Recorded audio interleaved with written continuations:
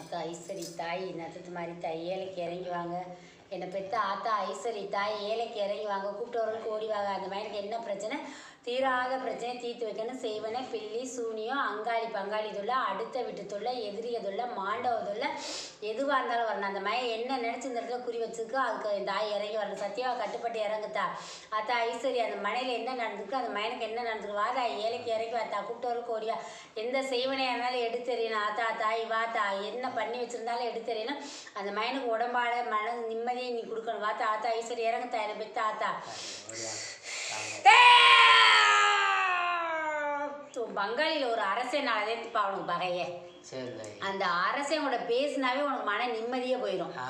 எந்த அளவுக்கு நீ நிம்மதியா இருக்கியோ அந்த அளவுக்கு அது அழிஞ்சே போயிடும். பேசிட்டேன்னா உனக்கு சுழட்டி அடிச்ச காத்து மாதிரி சூறாவளி மாதிரி உனக்கு பிரச்சனை வருது. சரியா? அவனோட பேசாத வரை நீ நல்லாத்தே இருப்ப. ஏதோ உன் பொழப்பு உண்டு, வீடு உண்டு, பொண்டாடி வீட்டில் உண்டு, குடும்பம் உண்டுன்னு இருப்ப. ஆனா அவன்கிட்ட பேசினா எந்த வழியிலேயும் உனக்கு பிரச்சனை வரும். இதுதான் பிரச்சனை இல்லை. எதுலையாச்சும் ஒரு பிரச்சனை மனம் கசந்து வச்சே நிக்கிற. இந்த தாயிட்ட வந்துட்டு இல்லப்பா, அந்த அரசை உனக்கு என்னைக்குமே நல்லா இருக்க கூட நினைக்கிற வந்தே. அவன் கையில நீ நெத்தில நான் எதுவும் நினைக்கலன்னு சொல்லி திண்ணூறு வாங்கி பூசணும். இல்லாட்டி உனக்கு அவனோட இருந்து நீ விலகணும். ரெண்டுல ஒண்ணு செஞ்சாத்தே உனக்கு பிரச்சனை வராதுப்பா. இல்லாட்டி அவன் மனசுல பொங்குனே. சரியா? அவன் மனசு எரிஞ்சு வைத்தறிச்ச பட்டே உன் மேல. சரியா? நீங்க நல்லாவே இருக்க கூடாது, உங்க குடும்பம் வீணாத்தே போகணும்னு நினைச்சவன். அவன் அரசேனா நிக்க கூடாதுன்னு நினைச்சவன். சொல்லுதாயி அதுக்கு என்ன, அவனுக்கு என்ன ஒண்ணு, நாங்க என்ன ஒண்ணு அவனுக்கு முன்பாக இருக்குப்பா. ஆரம்பத்துல இருந்தே உங்க பாட்டை முட்டையன் காலத்துல இருந்தே அவங்க அப்பையன் காலத்துல இருந்தே பகை இருக்கு உங்க மேல. சரியா? எதுக்கு எடுத்தாலும் நீங்கதே நிக்கணும்னு நினைக்கிறீங்க, அது நிக்க கூடாதுன்னு நினைக்கக்கூடியவே. சரியா? இவங்களே பெரிய ஆளா, இப்ப நம்ம பெரிய ஆளா இருக்கிறோம்ல, நம்ம நிக்கலாம்ல, இவந்தே நிக்கணுமா, நமக்கு சின்ன பையன் நிக்கணுமான்னு நினைக்கிறேன். சரியா? நிக்கிறப்ப அந்த திண்ணூறு தட்டை எடுக்கிறப்ப குப்பரை விழுன்னு கேட்கிறேன். சரியா? இதோட நீ விலகணும். உன் தெய்வம் நின்று உன்ட்ட பேசக்கூடாது. நீ அந்த இடத்துல போய் மந்தையில நிக்கிறப்ப அந்த தெய்வம் உன்ட்ட இறங்கக்கூடாதுன்னு நினைக்கிறேன். சரியா? அந்த தட்டை தலையை தூக்கி நீ வைக்க கூடாதுன்னு நினைக்கிறேன். சரியா?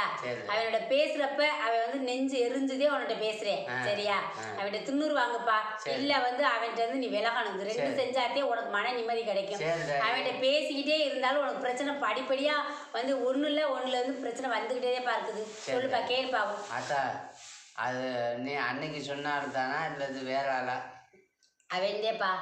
அவன்ல இன்னொரு பங்காளி ஒருத்தர் இருக்கேன், ரெண்டாவது பங்காளி ஒருத்தர் இருக்கேன் தெரியுமா? அவனு இருக்கேன். சரியா? ரெண்டு பேரும் சேர்ந்துதே. சரியா? ரெண்டு பேருமே இருக்காங்க.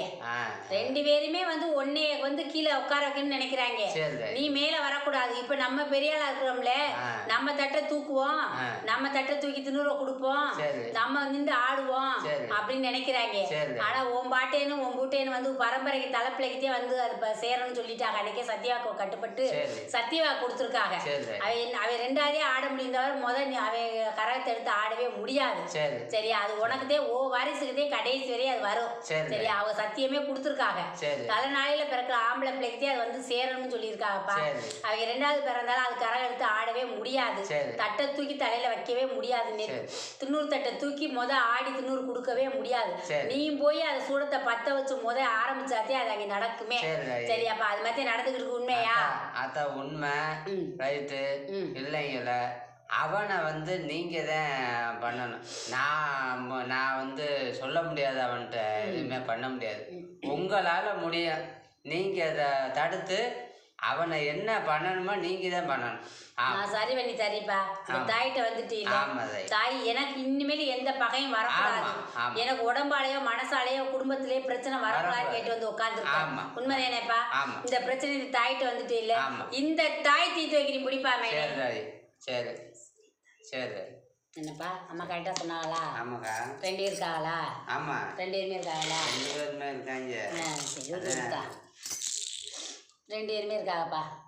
சரியா? ஆறு கட்டுப்பட்டு இருக்குது. ரெண்டு பேரும் கூடி பேசுறாங்க அவங்க. சரியா? ஐசரி தீர்த்து வைப்பாங்க. எட்டு கட்டுப்பட்டுருக்காங்க. ஆத்தா தீர்த்து வைப்பாங்க. சரியாப்பா?